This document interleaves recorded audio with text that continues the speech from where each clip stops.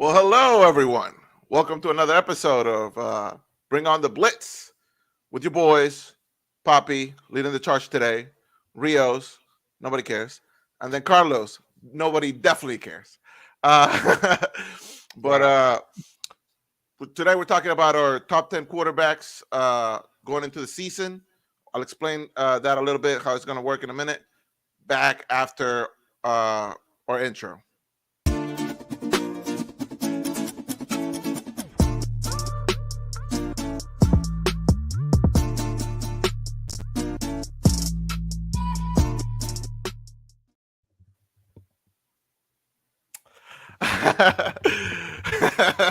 I'm sorry, man. I'm sorry. I'm really not. So the way this is gonna work, I talked to the guys already. Um, we all came up with our individual personal top 10 list of quarterbacks going into next season. Okay. The way this is gonna work is like we're gonna go over our number 10 pick first. We're gonna talk about it, discuss it. Some of us may have similar picks. Some of us might have picked somebody that the other person didn't even think about. And then after we talk about number 10, we'll talk about our number 9 pick, number 8, and so on and so on till we get to number 1. Uh, None of us have discussed our list with one another. So this is the first time we're discussing it as a group. Some of us might be completely wrong, Carlos, and some of us might be a little bit, too fixed on potential, Rios. I did tell the guys to leave potential out of this. So I don't want to see no rookies on this list or anything like that. But let's see how similar it is and who's gonna be totally wrong. Like I said, Carlos again. Now I'm gonna start with my number 10 pick, and I got before I get to that, I was telling Rios just now. I had a lot of trouble, especially with like middle of the pack downwards, picking on that top 10 because I feel like there's a lot of quarterbacks that on their day are like they can be like that guy, you know. Yeah. But for my number 10 pick, after shuffling some names around, I decided to start with Dak Prescott. Okay, he's always on MVP conversation. Whether like normally like halfway through the season, he's putting up numbers. The Cowboys are winning. I mean, besides on what he does on the playoffs and how he has performed there, I try to take that out of the equation as much as possible. I still think he's a top quarterback. He just barely made the cut for me on the top 10. And he might be in y'all's list. He might not even be in there at all. But I want to hear about it once we go through our picks. So Rios, who you got at number 10? It's funny. You know how we mentioned we didn't talk about our picks at all? We had the same guy at number 10. I also have Dak Prescott. Dak Prescott. Okay. Let me ask you this: who didn't make the cut? Because for me, it was in that number 10 spot. Like I would say, the guy at number 11 for me was Tua. Okay. Because I feel like the talent is there. He has the weapons. It just Miami just couldn't figure it out last year. But he was the guy that I had to cut to put Dak in. Was there anybody like that for you? For me, it was Brock Purdy. I took into account a lot of those stats are inflated because the level of talent we have on offense. Because we seen the Cleveland game, we didn't have fully healthy McCaffrey and didn't have Debo. Came back down to earth a little bit. They were still in the game, but he wasn't putting up those numbers that he normally does. And they didn't perform in the Super Bowl. I mean, McCaffrey was basically carrying the team on receiving and rushing. So I took that into consideration. Just that's what I took about the top 10. Put Dak there. So I would have to disagree a little bit with you on there because I feel like Brock actually gets a bad rep just being on that team. Because if you're going to be in a competitive team like the 49ers, you have to perform. And we've seen what that team is like when he's not on the field. So I disagree with that a little bit, but we'll talk about it. I mean, Garoppolo took a less talented 49ers team to the Super Bowl, and they were in it until the fourth quarter. Yeah, but that was like what, 5 years ago, 4 years ago. We're talking about now. If we're talking about 5 years ago, I'm gonna put Aaron Rodgers number one. Like, no, we're not doing that. Okay, what about you, Carlos? The one that I had to take out of this list was Jalen Hurts. He was Interesting. very close to my number 10. Get a But I little put closer to the mic. can you hear me? Yeah, yeah. Get closer to the mic. Oh yeah, there you go. So I had to take away Jalen Hurts on mine Okay. to be able to add my number 10, which was coincidentally Dak Prescott, like you guys did. So Okay. Okay. we So all chose Dak Prescott. I chose Dak because he had, obviously he had a much better season than the previous one. He in 2023 alone he had, how do you call it, 4,516 yards, 69.5 completion percentage, 36 touchdowns, 9 interceptions. 9 interceptions was key for him, and 113.6 QBR rating. The only thing with him is why I placed him at 10 is, he had a great season, but he needs to win in the playoffs. That's one thing that has remained consistent with him. He did fix a lot of his mental mistakes on the mental side of the ball also, but honestly, the reason why I'm ranking him at 10 is just because he can't seem to get over that hump. He's following in the footsteps of the Tony Romos and you name it. It's just he just can't seem to get over that hump. Once the playoffs hit, it's a completely different Dak Prescott. yeah. Regular season Dak, yeah, it's pretty consistent, pretty good, especially after this season. So if he, and then the Cowboys didn't really do anything to help him out this offseason either. So I mean, what did they get? Zeke. I Yeah. mean, Yeah. that's All Zeke. Yeah. they gave him Zeke, but Get I the mean, band back together. get the Right. band back together. But how many miles have gone through Zeke already? Like, that's the reason why you got rid of him to begin with, and let Tony Pollard start, and then now Tony Pollard's not even in there anymore. So it's like, honestly, that's why I put Dak in there. He has been consistent. He put up some pretty good numbers this season. His interceptions went down from 15 from the previous season to Yeah. like 9. Yeah. So that's up. And then his mental mistakes that he is usually known for doing. I feel like he fixed a lot of those this season. But other than that, I'm still ranking him down there for Yeah. that reason, because he just can't seem to translate that over to the playoffs. The Well, reason why I'm sorry. The reason why I try not to take the playoffs into account with too much. It Okay. still plays a part, but I'm trying not to take it into account too much because not everybody can make it to the Super Bowl every year, right? So Right. there's gonna be, like, there's only two quarterbacks that make it every season. So that's why, like, the fact that he can't get over that hump, a lot of quarterbacks can't get over that hump, haven't been able to get over that hump. But I do understand though what you mean. Like, he did put up great season. I mean, great stats this season, and the interceptions did go down. But for me, it's more like the timing of those interceptions.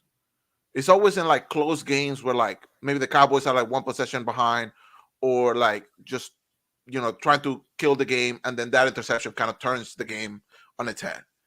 Um, Maybe it's just because it's the Cowboys and the media they cover it a lot more, but that's just a perception I get from watching Dak on the Cowboys. And then I don't mean like Super Bowl or bust for them. It's more like the fact that he's 2-4 in playoff games. He's had 6 Yeah, appearances in a Super Bowl. He's only won. Excuse me, I apologize, in the playoffs, but he's only won 2 of them. Well, another reason I also have him a little bit, at number 10 versus, somewhat higher on the list is also because some of those stats are a little bit inflated playing in the NFC East. I mean, most of his yards come against the Giants, the Commanders. The Eagles had a down year on defense. That's where a lot of his yards came. That and against teams under 500. that Because is the Cowboys' record with teams playing teams that are over 500, they have a losing record. Well, not a losing record, but it's not great. Like, I wouldn't say they play down to the competition, but they beat the teams they're supposed to beat, but they don't beat the teams that they need to beat. Yeah. And I think that's what keeps them from being in that upper tier as far as, elite teams, and him with it being, a little bit higher on this top 10 list, at least for me. Yeah. I do want to say though that the only thing I told the guys not to consider was potential, but I didn't say anything else past that because I wanted to see how they would do their list. Mine, I try to base it as much on talent as possible. I feel like talent and potentials are two different things. And and maybe we'll talk about that a little bit more once we go to our next one. Okay, so I went first last time. Carlos, you got the back to back. So who you got number 9? For number 9, I actually chose Matthew Stafford. Um, Okay. Matthew Stafford. You Last season he had 3,965 yards, 62.6%, 24 touchdowns, and a 92.5 QB rating. So the thing about him, he can still like make excuse me, big throws and big reads. I mean, he has pretty decent football IQ and is able to read defenses. His veteran presence is what helps his team out as well. Obviously, he loves to feed Puka. Matthew Stafford is a gunslinger. Let's not forget about that. He sits behind the pocket, slings it into tight windows, and he also finds like unique angles to get the ball to his receiver. So I do think his good performance do in fact make up for his bad ones. Remember, just about 2 years ago, he won the Super Bowl with the Rams, Yeah. and had an amazing match against. And last season, he had an amazing match against the Lions, who did phenomenal as well, and only literally his team only lost by 1 point, 24-23. So that's why I have Matthew Stafford right there at number 9 for me. Okay. What about you, He's still Rios? worthy. So for me, for number 9, I'm gonna keep it in the NFC East. I got Jalen Hurts at number 9. So with him, he had a career high as far as passing yards. Last year, he had over 3,800 passing yards and about 23 touchdowns. But the interceptions went up by a lot because he was throwing a little bit more. Yeah. He had a bunch of rushing touchdowns. I mean, they're all inside the one with the tush push, but I mean, they still touchdown. Yep. But it looked like he was playing hurt most of the season. Like he looked off since like the beginning of the year, and it just didn't look right all season. And it showed in the moments that needed him to be able to put the team on his back. But even with being fully coming into the season fully healthy, they're bringing back the same staff. They got Saquon Barkley. It should only help alleviate some of the pressure in the running game and help him boost his passing stats a little bit as well. Yeah, no, I definitely agree. To your point, Carlos, Matthew Stafford was another one of those guys who just barely missed out on my top 10. Like you said, like the football IQ is there, and obviously he showed that he could get it done once he moved to LA, but he just didn't make the cut for me. To Rio's point, my number 9 pick is Jalen Hurts, basically for all the reasons that you mentioned. So we're 2 for 2 right now. I like the way they started the season last year, pretty hot. It kind of fell down like halfway, and like you said, I feel like a lot of it was he was just playing hurt. Philadelphia as a whole, I feel like something wasn't clicking. I feel like the loss of Kelsey is going to be a big one for that O line, especially for the tush push, like we know. But I do believe with Saquon alleviating some of the pressure, it's kind of like the Lamar and Derrick Henry duo they're going to have over there at Baltimore. Like both the quarterback and the running back are threats running the ball. And we even without Jason Kelsey, that O line is still pretty solid. So I do believe he's going to be better next season. But so far, and between him and Dak, I was thinking about it. I decided to give the edge to Jalen Hurts. He's already been to the Super Bowl, and he played one hell of a game as well. So he's at my number 9 spot. Any disagreements or anything so far? All right. No. On my number 8 spot, somebody that I had to show some respect. And this is where we're going to disagree because I already know you don't have it in your list, Rios. It's Brock Purdy. Fight.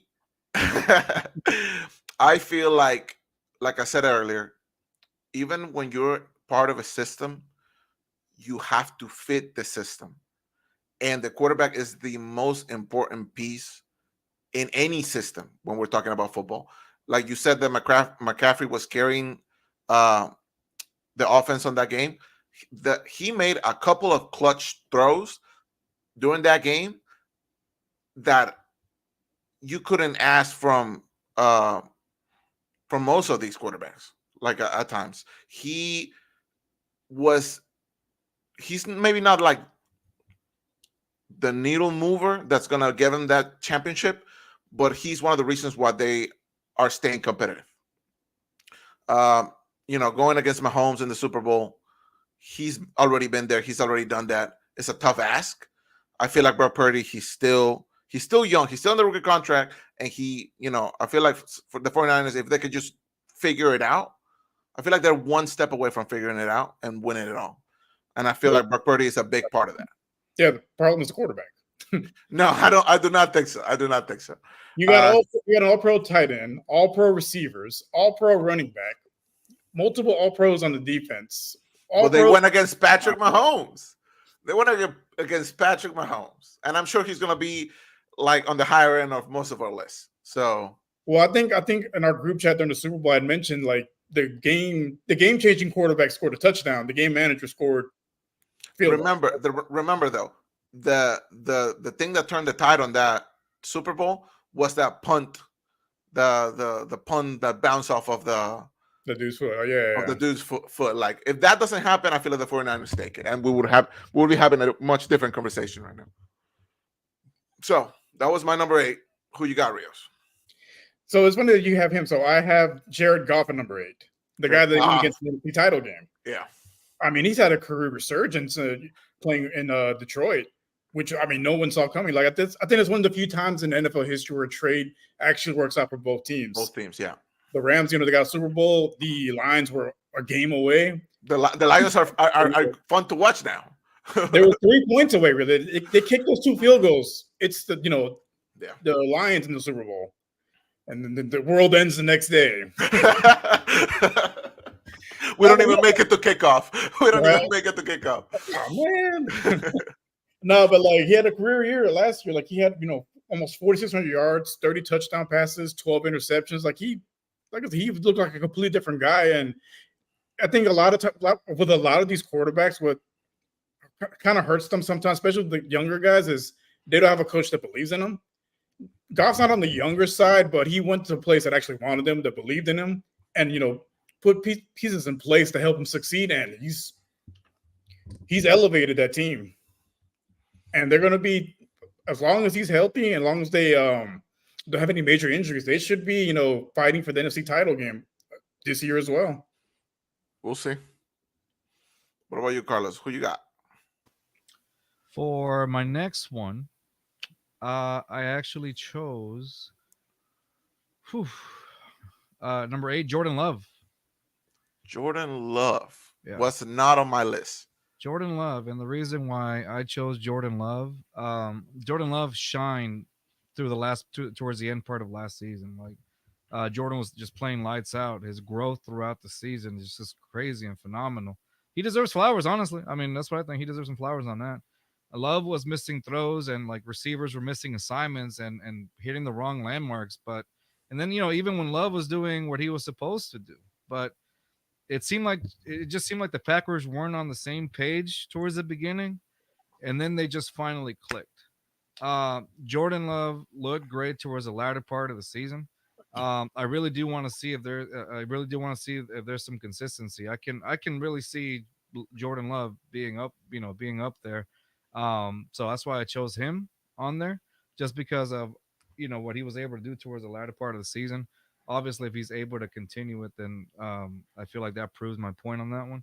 That he could be a top 10. I know you said not potential, but I think that I'm putting my marbles on him on that one. I think he can get it done. Honestly, as long as that continues, that's fine. Honestly, the Packers QB system needs to be studied, because what are the chances they have? No, it needs to be studied by the FBI, and like there's something going on, man. They got a cloning facility or something. It's crazy. I mean, it reminds me of the Spurs drafting centers. They went from David Robinson, then you got Tim Duncan, and then you got Wemby. Like, come on, man. It's rigged. It's crazy. So honestly, that's why I put Jordan Love up there. I think this kid's gonna shine. And he has a bright future ahead, so that's why I put Jordan Love up there. Okay, so that was your number 8, correct? Now hit me with your number 7, Carlos. Oh, I'm sorry. I thought you were pointing at Rios. My fault. Yeah. My number 7 on this one. Okay, this is gonna be a long stretch, but hear me out. I chose Aaron Rodgers on this one, and here's why. I know. Here's why. Okay, reason before you say anything, Mhm. Rios, because I was having trouble with this. Okay. Did Aaron Rodgers make your list? No. Okay. So the reason why I chose Aaron Rodgers is because the Jets have supplied him with so many weapons. Yes, he tore his ACL. Achilles. One more time. It's an Achilles. Achilles. I Not An apologize. Achilles, I'm an Achilles, yeah. sorry, ACL. His much Achilles. worse. His What's Achilles. worse? So they drafted Corley and they signed they signed Mike Williams as well during free agency, who is coming off of an ACL. That's what I was thinking. I'm sorry. Who was coming off? It gives Jets like a very intriguing trio, receiving trio as well. That also includes Garrett Wilson. Now it's if he's healthy, of course. If this team is healthy, New York can, very well end up having one of those better receiver trios and whatnot in the NFL. So, the Jets could also have the running back Brees Hall and tight end Tyler Conklin as well, returning from last season. So, honestly, when you're surrounding Aaron Rodgers with those type of weapons, that to me, that's what made him in the top 10 list for me, just because of all the weapons that the Jets have surrounded him with. Okay. Okay. What about you, Rios? So I have Matthew Stafford. For all the reasons Carlos mentioned earlier, the stats. He was missing his top receiver, and then he had a 5th-round rookie in Puka Nacua that basically carried the offense while Cooper Kupp was out, and it looks like he might be the number one guy, or Coop might be the number one guy. We'll see how the season goes, but he's definitely gotten better as he's aged. He doesn't have the same throwing power that he did, in his Detroit Lions days, but he's gotten much better at being less turnover prone and also just being a little bit more accurate. And like I said, he was a play away from beating the Lions and going to the NFC title game. And he should have another stellar season as long as he stays healthy. That's fair. That's fair. Again, he did not make my list, but my number 7 is when things starts to maybe fall apart a little bit for me. I'm not thinking that. I'm not saying this about potential. Okay. However, and you guys will understand here in a minute. Number 7, I put CJ Stroud. Okay. And maybe that's too low for you guys. A little. The thing is, we've only seen 1 year, and it was a fairly weak schedule. Okay. He's great.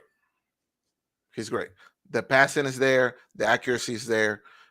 He made all those players, the whole wide receiver core, which a lot of people had doubts on, he made them all look amazing. He turned Nico Collins into a number 1 wide receiver, right?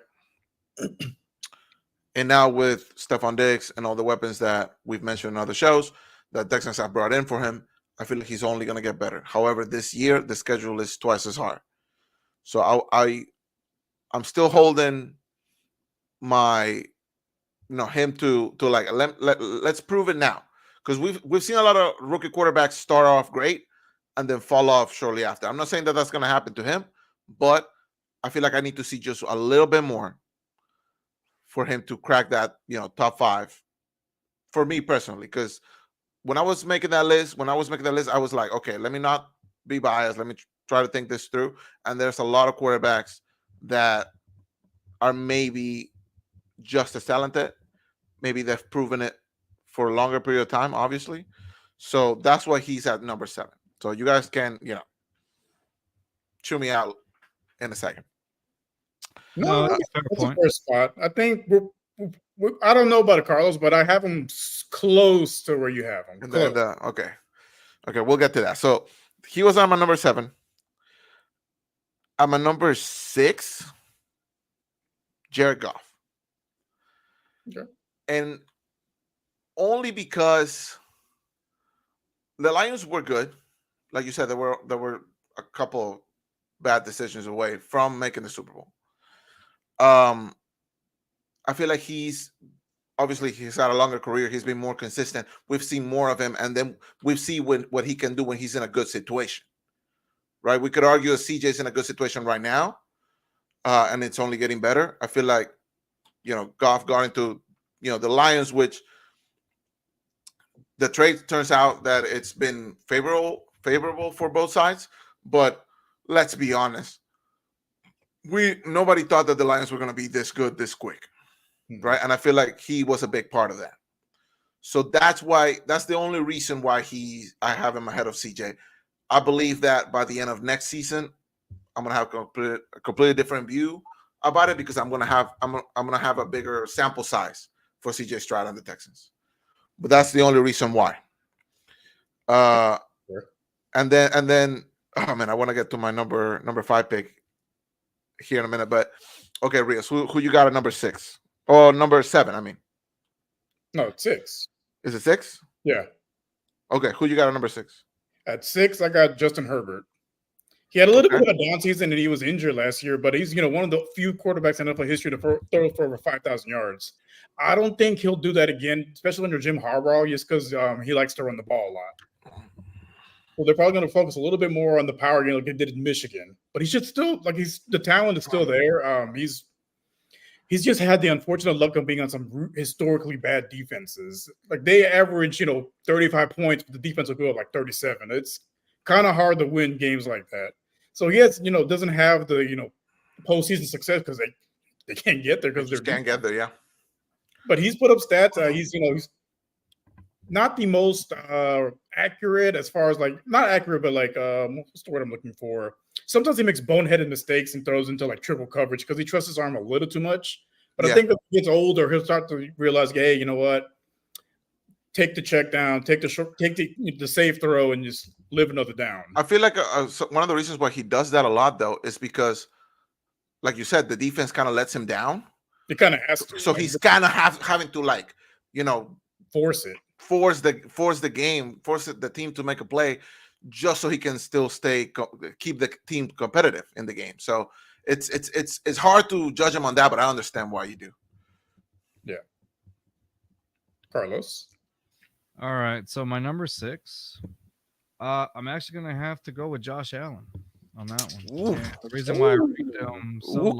Okay. Yeah. Interesting. Okay. The reason why I ranked Allen so low on that one is for Allen, it comes down on how much of a burden he carries for this team. The Bills did improve their run game this past season, but however, the whole operation is to make is designed to make Allen throw like 35 times a game. He was able to balance his patience underneath or whatnot, enough shots on the field, but to keep defenses honest and unleash his talent in his arm. But that balance, how long is that going to take you for next season when you're it's almost like the Bills are highly depending on their draft pick Keon Coleman, and then they have Curtis Samuel and Khalil Shakir. Like at that point, that's what made me rank them for this particular list a little bit low on that one, because while that offense is meant to make Josh Allen throw, I mean, we've all seen why his interception ratio was pretty high as well. So, and for me, that's what makes him go to 6 for that particular point. I don't see a promising. He's supposed to lead the Bills into that, but I mean, he's capable of it. He's just can't seem to win against the Chiefs either, so that's who can? Yeah. Who can, man? One of my quarterbacks on the list can, but it's one of those things where he's definitely, if they want to get over that hump, I feel like they have to surround him with more and more weapons. And I understand that they did surround him with Coleman this season. That's great, but in the meantime, while all the other pieces start coming together, that's why I ranked him that low right now, because eventually, if you keep throwing those if you just keep throwing, that interception rate is going to just get higher and higher and higher. So just to be clear, you have him at your number 6, correct? Correct. So outside of the top 5. Okay. All right, got you. Okay, so who do you have ahead of him? Who's in your top 5? Oh, that's right. Sorry, I go back to the normal one. For me, the top 5 on this one, I chose Justin Herbert at number 5, actually. He is a prototype quarterback that you consider with his size, arm, talent, pocket presence, decision-making, and accuracy. Now, all the cliches. All the cliches.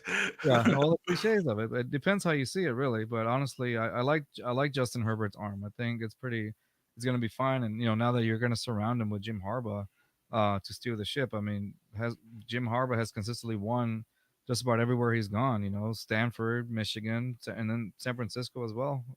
Maybe not the, so his high. Also, I really did enjoy his highlights with Keenan Allen, and I feel like he's one of those quarterbacks that can make something out of nothing at times. So that's why I ranked him a little bit higher than one step higher than Josh Allen in my book. Okay. What about you, Rhea? So you got a top 5? So you're probably gonna chew me out, but that's all right. So I got CJ Stroud at number 5. You couldn't leave him off the top 5, huh? You could not leave him on the top 5. Okay. I tried to, but just again, not basing it off potential, just looking at the things you don't really show up in the things that don't really show up in the stat sheet. Like he's one of the 3 guys in NFL history, along with Tom Brady and Joe Montana, to lead the league in yards per game and having the fewest amount of interceptions. I mean, that's not something you can teach, and that's not. I don't think that's like a 1-year rookie fluke. Like that shows he has it. We'll see. I mean, you're on the list with Joe Montana and Tom Brady. I mean, how many guys can say that? Just him. Yeah. Not just that, but also just like I said, the additions they've made in the offseason. And I know a lot of people, they're like, sophomore slump, this and that. I don't foresee that, just because something that doesn't get worse when you get to the NFL is accuracy. He was accurate in college, even more accurate in the NFL. That's something that's going to stick with him. He doesn't try to he does the opposite of what Justin Herbert does. He doesn't try to force it into triple coverage. Doesn't try to even if we're behind, he's cool, calm, and poised in the pocket, and he doesn't get flustered. Yeah, I feel like his decision making. They don't show up on the stat sheet. His decision making is definitely it's up there, more mature than most of your rookie quarterbacks coming into the league. Definitely. Because I know you had mentioned when you were saying you had him at 7, the schedule being tougher. I mean, he played very well against top defenses last season. The Steelers, the Jaguars when they're on the Bengals when they were, Burrow was healthy and they had one of the hottest teams in the NFL. Comeback wins. The Buccaneers had a decent defense, and he threw 5 touchdowns on them and won the game. He steps up when he needs to. So even with the tougher schedule, I don't foresee a dip as far as production. If anything, with all the pieces around him, he should have an even more stellar season than last year. I certainly hope so. I certainly do hope so. So when I first made my list, I did have Aaron Rodgers on here. Okay. And after thinking about it, he was on a number 5 spot, but after thinking about it, I was like, we saw him for about 25 seconds last year. He's 45. That's being generous. He's 45 years old, however old he is now. I don't know how much is in there. All the reasons that you stated earlier, Carlos, with all the weapons, and we know the Jets on paper are building something special. We just have to see if, Aaron Rodgers is the difference maker there. But because I didn't see a single snap from them with him, I kind of took him off my list and I had to bump everybody up 1. So the guy who I had below him that now took his spot is Justin Herbert. For all the reasons that you guys mentioned, I feel like that guy he's just stuck in a bad situation. I feel like that guy could walk into in most teams and be the definite number 1. When we're talking about pure talent, that guy has it. And like you said, Rios, sometimes he trusts his arm a little bit too much, because we know he can throw the ball, but because in the situations he's in, I feel like he's just forcing the issue a lot of the time. If his team can stay healthy and he himself can, because what was it last year or the year before where he was playing with broken ribs and stuff Yeah, I think it was 2 seasons ago. 2 seasons ago, I think it was. I want to say it was Monday Night Football, and they had mentioned Monday Night Football. But he was able to go out there and make a play to, But and that's what I mean. He is relentless. If the team can really figure it out, and that's one of the hardest things for an organization. Once you get the quarterback, then what? And I feel like they haven't been able to answer that question. But but they haven't really been able to. It's weird. With their offense, a lot of it has to do with the injuries. Keenan Allen's missed a lot of time. Yes. Mike Williams has missed a lot of time. And that's the biggest thing. If that team can stay healthy, super that team consistent. can be competitive. Yeah. Because on paper, it looks ridiculous. It seems Um, like they can't get over the. I hate to say it, keep saying cliche here, but they just can't seem to get over yeah, that. it's just not that they just can't figure it out for whatever reason. But we know just from watching him play, you know that he's not the issue there. No. Like he's definitely like the franchise quarterback that most teams want. And I feel like he deserves to be at the number 5 spot for me. Now my number 4, I have Joe Burrow. Oh, Okay, okay. I have him on number 4. I feel like he is even with the little down year that they had last year. I feel like he is on his day one of the best quarterbacks in this league. He has gone toe to toe with some of the best quarterbacks in this league. One of my favorite games last year was seeing him and CJ, but going toe to toe, Yep. arm for arm, just for 4 quarters, and CJ came out on top that day, but we know that Burrow was playing like semi-injured, right? No, I think he was fully healthy by that time. Was he? But he was just coming back from an injury. I think that was his first healthy game back Right. from the injury. Like first or second, but yeah, he was fully healthy. But I feel like on his day, and we've seen him, like, when you talked about Josh Allen earlier, Rios, uh, the thing that keeps playing in my head is that Cincinnati game at Buffalo, where I feel like they should have won and they just couldn't get the job done. A lot of that, was Josh Allen, and with the interceptions and the missed throws, but Joe Burrow going into Bill Stadium and performing, that just says a lot about a quarterback that's so young and it's still Right. like he from the moment he came into the league, he jumped leaps and balances more so than a lot of people thought he would coming in. It's that big game experience. Like I said, like I mentioned with CJ, it's one of those things like in college. Yeah, we saw what he did in college, and it translated beautifully into the NFL. So at 4, I have Joe Burrow, and you just made a little face when I said it, Rio. So I want to hear where you got him, but tell me who you got on number 4. At number 4, I got Josh Allen. Josh Allen. Okay. Even with no Stephon Diggs and the lack of like a true number 1 receiver, basically you're counting on your rookie wide receiver to be your number 1 guy. He still has the talent, all the talent in the world. He's one of those rare quarterbacks that can throw for 4,000 yards and possibly run for 1,000. Like he's Lamar Jackson-esque, but he is very turnover prone. I mean, that's just been his Achilles heel his entire career. When he first came into the league, he was.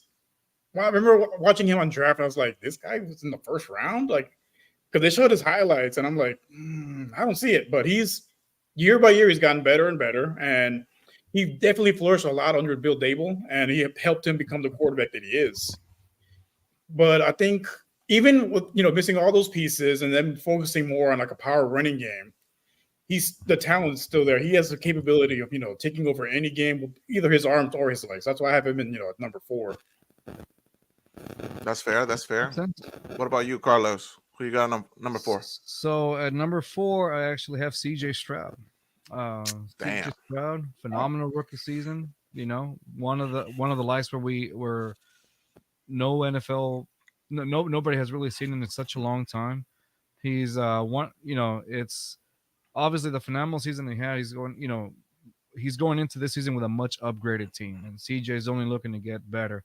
Yes, the concern is that since there is more film on him, this could be a year to get for a sophomore slump. However, my counter to that is this: all the weapons that they've added for CJ Stroud to literally be able to pick from running backs that can turn into receivers, another tight end that can be helpful in that system, who he's familiar with. A top 3 trio receiving group that could possibly reach 1,000 yards each. Yeah. Each. So, and then you still have guys like Robert Woods, and you still have Noah Brown, and Xavier Hutchins, and let's not forget John Mechie. So there's a lot of receivers and a lot of offensive weapons for CJ to just pick and choose from. That's what I believe at this point will be what helps him get over that sophomore slump. Um, and then as long as the offensive line um, stays healthy and key players stays healthy, remember you got to understand this: CJ Stroud is a very accurate quarterback. Rios mentioned it earlier. He was on that list with John Montana and Tom Brady. Like to be considered on a list like that, it's incredible for rookie year. While I understand why people would have the concern of maybe he's overrated or they're putting him in a pedestal. I mean, again, name the last time a rookie quarterback did what he did. He makes receivers better, and that's just how it is. And his record goes on to prove it. He was one of the reasons why the Texans were able to turn a treacherous season before the one they had this season into they went literally from only having 3 wins to being a playoff team. So obviously, I and with mind you, a rookie coach. So I don't just think obviously he has a big part of it. And by the way, and a first-time offensive coordinator in Bobby Slowik. So all those pieces came together at the right time, incredibly fast. I'll be honest, I thought it was going to take a couple seasons. Did anybody really expect CJ to go immediately into that? No, that's a homer take. Come on, be realistic. And so, yeah, but there's actual tapes of previous shows where I said he would. No, I'm not disagreeing with you. I'm just saying that's kind of like, here's a key word that Poppy said, potential. Yeah.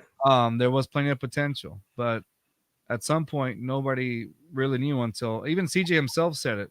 He's like, I didn't really know the sky was a limit until he reached that until he beat the Steelers, that defense.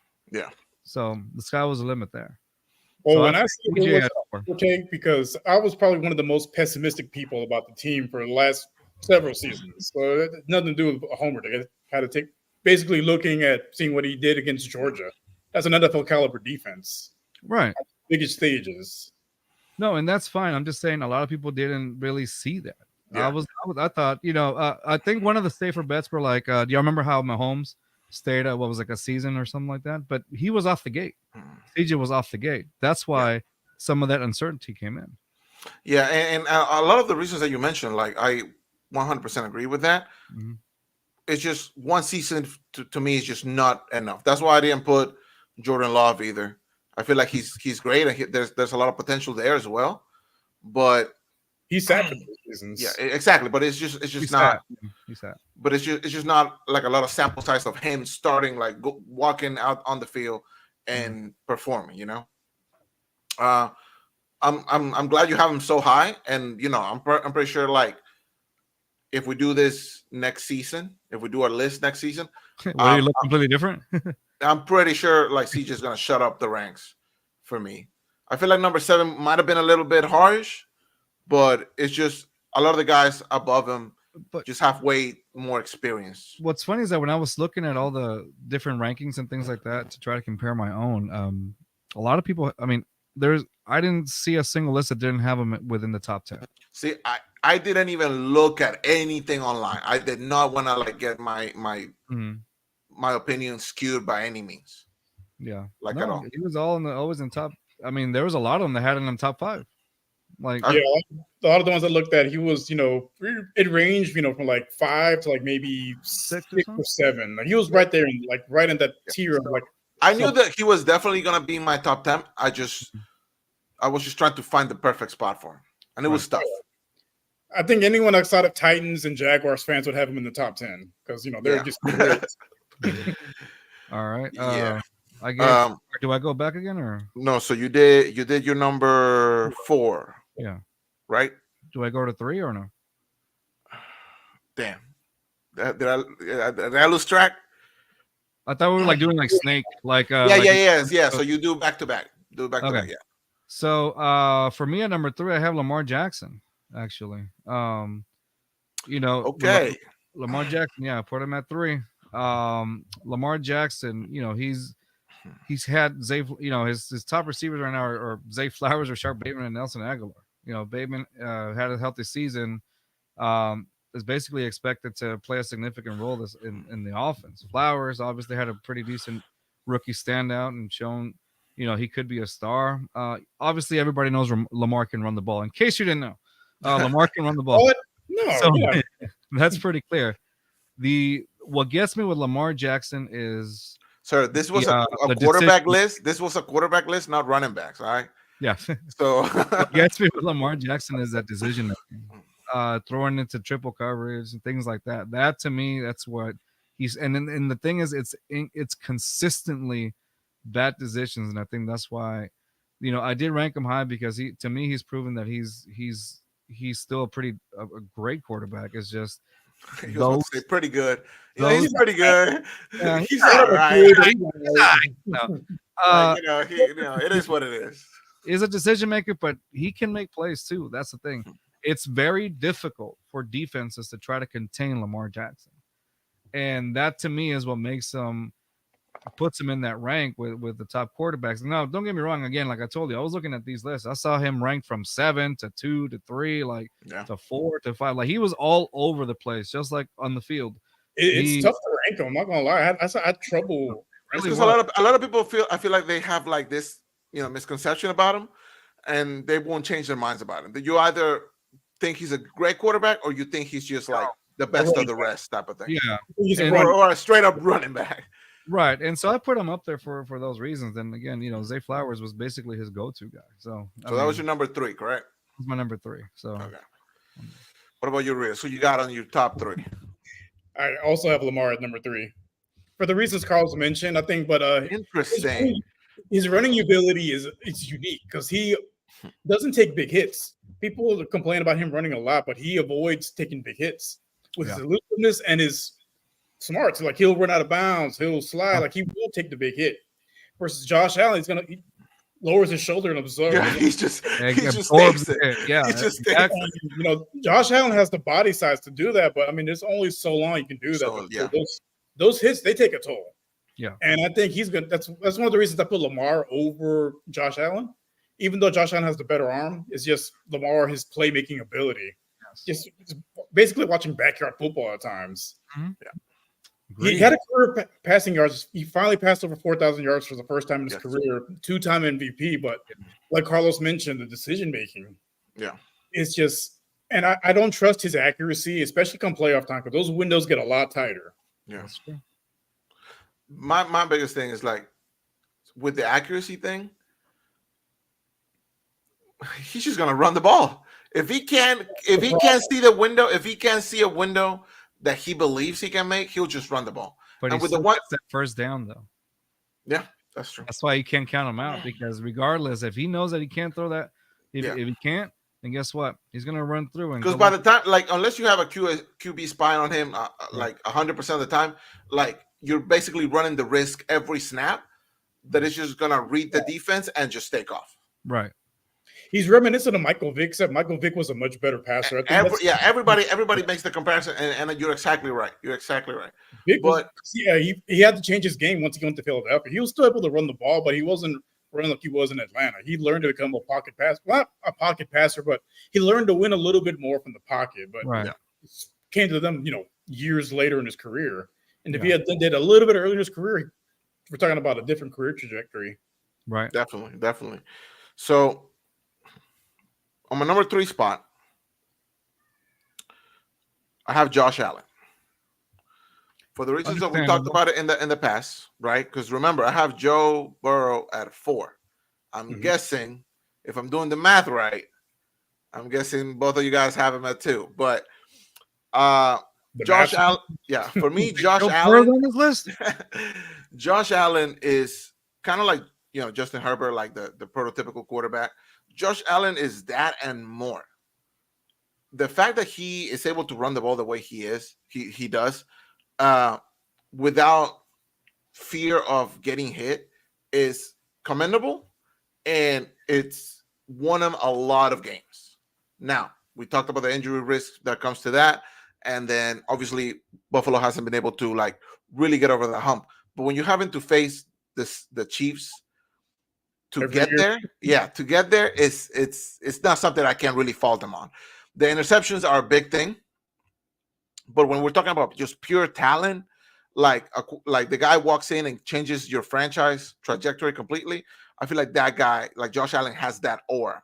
I think Josh Allen is just that guy when it comes to that. We've seen him have amazing games. We've seen him have a little, stinkers here and there, but we've seen Tom Brady have stinkers before. So we can't really fault him a lot on that. I feel like Josh Allen, definitely a top 3 quarterback in this league. Definitely. If the Buffalo Bills can just make a few adjustments, they just lost Stephon Diggs, and I feel like that's going to be a big loss. Right. But I feel like he's talented enough that that's not going to completely break their season. Okay, that's a fair point. Number 2, Lamar Jackson, for Okay. all the reasons we already talked about. You do not win. You are not a 2-time MVP in this league without being elite, That and that's guy. and that's what Lamar is. He is elite. Yes. We said it. He had a career year throwing the ball, and that's the thing that you talk about Michael Vick. Like Lamar has figured it out. Like he can do it, and now that the defense has to basically respect that he can throw the ball, it's just going to give him more freedom to run it. And we know what he can do when he runs the ball. And Baltimore with the 1-2 punch with Derrick Henry now, if it's going to work out like we feel like it's going to work out, I feel like Baltimore are going to be a scary team to play this season. Scary team. Lamar, he's just that guy. When we're talking about quarterbacks in this league, he's definitely a lead. He's definitely top 3. For me, he's top 2, but he's just not on the number 1 spot. I don't think he's taking that one from the guy we're going to talk about in a minute. Yeah. But yeah, you guys go ahead and talk about Joe Burrow. Yeah, so I got Joe Burrow at number 2. Just because he's the only guy really to beat Mahomes in the AFC in the playoffs to get to a Super Bowl. No one else has done it. Yeah. And I think it was at one point the Bengals were 4-0 against the Chiefs. Like I remember watching the QB show on Netflix. Like that was the one person they could not get was Joe Burrow. Like they called the Arrowhead Stadium, Burrowhead Stadium. Like he just turned it up another level when he played against Mahomes. And we saw it in college. Like this dude, like in the big moments, he just turns it up. And that national championship game, he was on another level. And people were like, "Oh, that's not going to translate to the NFL." And rookie season was a bit of a toss-up because they had one of the worst offensive lines in the league. They didn't really have any playmakers on the outside of, I think, T. Higgins was there already, and Tyler Boyd, but T. Higgins was not who he is now. And Joe Burrow, tore his ACL. They draft Jamar, and next year to go to the Super Bowl. Because Burrow put it all together and made that year 2 jump just like Patrick Mahomes did. Yeah. Mm-hmm. I think for years it's going to be, barring injuries, it's going to be Burrow and Mahomes 1 and 2. Yeah. I'll agree with Rios on that one too. As Joe Burrow for me. A healthy Joe Burrow gets it done. Like for the reasons that Rios said, he's beat Mahomes at Arrowhead Stadium, Burrowhead Stadium, if you want to call it. Burrow's, health is. I'm sure he calls it that too. Yeah, I'm going home, guys. No, obviously his health is just what holds him back. Really, having completed in just half of his NFL season so far. It's basically his. Burrow ranked. I don't know if y'all noticed, but he ranked second in last year's quarterback tiers, also in the athletics, in an athletic article from Mike. He owned. I think he was like at 49 out of 50 possible tier 1 votes. The only person to beat him was Mahomes with the 50 over 50 obviously. So Joe Burrow. I mean, Joe Burrow gets it done. Beat the Chiefs like Rio said. I mean, how could you not put him at 2? I mean, barring injury. Like this is an elite quarterback that we're talking about. Joe Burrow, is an elite quarterback. Surround him with with some more talent. Boom. What do you got? You got another franchise that's definitely competing against the Chiefs. Yeah, I would not be surprised if next year out of left field they go to the Super Bowl again. Mm-hmm. Like he's like you guys say, he's one of the guys who has been able to beat Mahomes, and when you're beating, which let's just say right now, we all have Mahomes at number 1. Yeah, it's right? obvious. Process of elimination. Yeah, when you beat the guy at number one, like to be the best, you have to beat the best, and he's beating the best. So it's only a matter of time. So the one of the reasons why I wanted to make this exercise is because I knew from the beginning that all of us were going to have Mahomes at number one, unless one of us was like smoking something, and you're going to hit me with CJ Stroud at number one. I would have been like, whoa, calm down. We try to be as unbiased as possible, but if we do this again next year, what are the odds that Mahomes is going to stay at number one? How long can he really do it? We saw him do it with like a wide receiver core that was almost non-existent. Yeah, it's reminiscent of Tom Brady took shopping cart pushers to the Super Bowl. Yeah, and that's what exactly what he's doing. And but the question stands though: is he going to be the best quarterback in the league next year? And the year after that, like who's going to take that? Who's eventually is going to take that crown away from him? Is it CJ next year, in 2 years, 3 years? Like, is it Burrow? Like, is it finally gonna get over that hump and go back to a Super Bowl and actually win? Like, what needs to happen? Right. Honestly, I still think, and of course this is just prediction, obviously, I still think he still stays at the top of that list. Regarding of the season, I mean that quarterback coach duo with Andy Reid, it's just so it doesn't matter. So do you think like it doesn't matter who wins? Like, if anybody but the Chiefs win the Super Bowl next year, Mahomes still the best quarterback in the league? I think it depends on the season. If like someone goes out and breaks the passing yards or the touchdown record for that season, you'd have to put them above Mahomes, especially if whatever quarterback does that wins the Super Bowl. I mean, how could you not? And see, I think for me it would be the consistency that Mahomes has. It's almost like you get that pass. Obviously, unless he completely has like falls off a cliff, 20 interceptions and like no touchdowns, and then that's when I see it. But because of the consistency that he's had since he's literally started, I think you can make the argument kind of like what we have with Joe Burrow. Yeah. Barring an injury or barring whatever it is, he's still in the top. What is it? Three Super Bowls in 5 years? Is it or 6 years? He was drafted in 2017. He sat 20 from 2019 to this past season, 2023. So the consistency to me is what gets it. Like I feel the only 3 and 5 years is crazy. So at that point, I don't think you still take him off that list unless, like I said, he completely falls off and has 20 interceptions and like 3 touchdowns or you name it.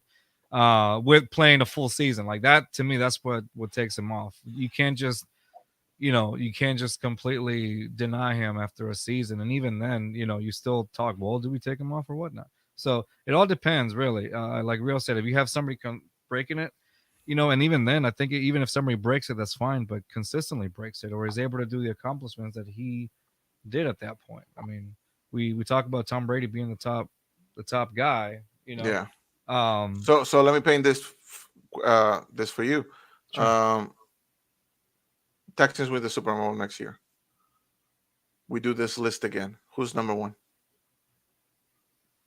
I still think you get Mahomes on there. What about you, Rios? I feel like it would take every ounce of his strength not to say that CJ is number one at that point. It'd be hard to argue against it, just because them going to the Super Bowl means they have to win in Arrowhead Stadium. Because let's be real, they're going to be the number one seed in the AFC. The path to the Super Bowl runs through Arrowhead Stadium. Yeah. So that means you have to go to his house and beat him. And if he does that and wins the Super Bowl, not saying all time he's better than Mahomes. No, obviously not, because it's per season. Yeah, we're still talking about 3 rings against the hypothetical one. Yeah, but puts up better numbers, beats him in his house and wins the Super Bowl. I mean, how do you argue against that for one season? For the one season, but we're making this list not based solely on last season, but you could argue. I mean, if that's the case, Aaron Rodgers should be in the top 5 again, but he didn't play last year, so like in my head, he's retired. Until he comes back, he's retired. Until he comes back, he's retired. Right. Okay. Well, and then so what about you? What is your take on that one? I feel like it would have to be a lot. Like somebody would have to come in and do a lot before I can take my home off. Whether it's CJ, whether it's Burrow, whether it's Lamar, like it's not just about winning one Super Bowl. I feel like whoever's next is gonna have to win, hell, maybe back to back, in order for me to be like, okay, maybe Mahomes isn't that guy anymore. It would have to be a consistent thing. Yes, it can't be a one-off. Like if Josh Allen figures it out next year and they win, I still think Mahomes is the best. Right. The next year, if Josh Allen comes short, yeah, just proves the point. Let's just say Burrow, beats Mahomes again in Arrowhead Stadium. He sets the NFL record for touchdown passes or passing yards. One of those, and wins a Super Bowl and Super Bowl MVP. You wouldn't rank him above Mahomes for that one season?